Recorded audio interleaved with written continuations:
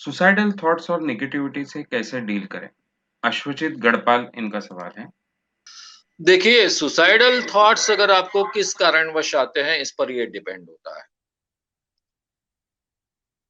मुझे suicidal thoughts नहीं आते थे। मैंने सुसाइड करने का तय किया था, विचारों से तय किया था।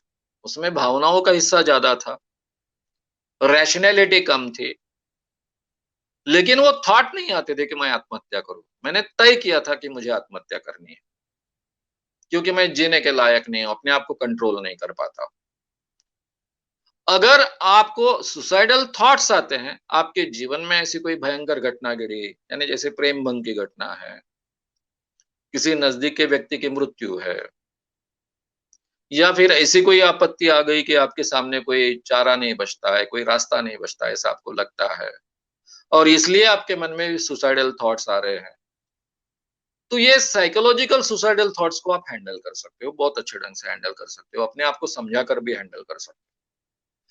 लेकिन अगर आपको सुसाइडल थॉट्स कंपल्सरी आ रहे हैं, ऐसा हो रहा है, तो आपको साइकियाट्रिस्ट हेल्प की आवश्यकता है।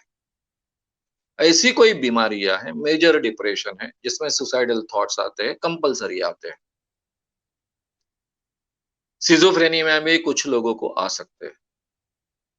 तो इसके पीछे का कारण क्या है? कोई केमिकल चेंजेस हमारे ब्रेन में होते हैं, उस कारण भी ये हो सकता है। तो इसलिए ये सुसाइडल थॉट्स क्यों आ रहे हैं, इसके पीछे का कारण समझ लीजिए। आपके समझ में नहीं आता होगा, तो साइकियाट्रिस्ट की मदद लीजिए और जल्दी से मदद लीजिए। उनके साथ में बात कीजिए, उनको डायग्नोसिस करने के लिए कहिए और डायग्नोसिस के साथ में जो दवाइयाँ देते हैं, उसका उपयोग कीजिए।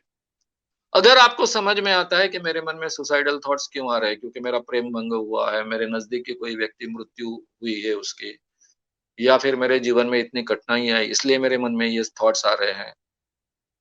केवल परीक्षा का टेंशन है, इसलिए अगर आपके मन में बार-बार सुसाइडल थॉट्स आ रहे हैं, तो आपको साइकियाट्रिस्ट की मदद लेनी ही चाहिए। आप परीक्षा में नापास हुए, इसलिए अगर आपको मन में बार-बार आप सुसाइडल थॉट्स आए, तो आपको डेफिनिटली साइकोलॉजिस्ट की मदद लेनी चाहिए। क्योंकि ये इतने गंभीर प्रसंग नहीं है कि जिसके आधार पर आपको ऐसा लगे कि एकदम सुसाइड करें। इसका मतलब है कुछ तो भी केमिकल चेंजेस का लोचा हो सकता है, इसलिए मदद लीजिए साइकियाट्रिस्ट की। तो ये आपको थोड़ा-सा शुरुआत में अपने आप के बारे में सोचना है और उसके आधार पर आपको मदद लेनी है।